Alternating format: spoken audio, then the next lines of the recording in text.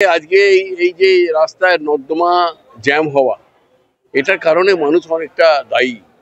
মানুষ নোংরা করে, মানুষ ফেলে দেয়, মানুষ নর্দমাটা কি ভ্যাট মনে করে, সেখানে সমস্ত নোংরা ফেলে দেয়।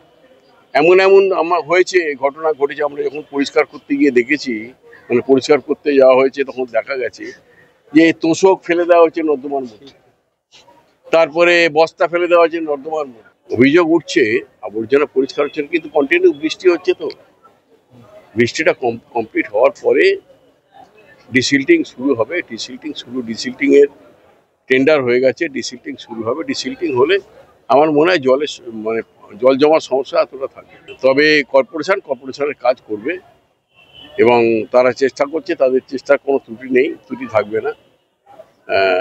সমস্যা কিছু আছে, অনেক আছে, সমস্যার সমাধান যাতে হয়ে যায় সেটা আমরা নিশ্চয়ই আন্তরিক হই। এটা বিশেষ করে রাস্তা, পুকুর, পানীয় জল, নিকাশি ব্যবস্থা, স্কুলের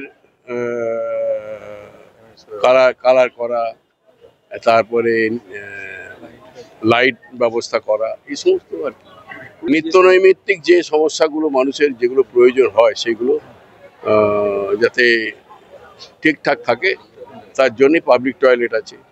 পাবলিক টয়লেট যেমন একটা ওরা ডিমান্ড করলো, আমি বললাম আমি আমার MLA চেক করে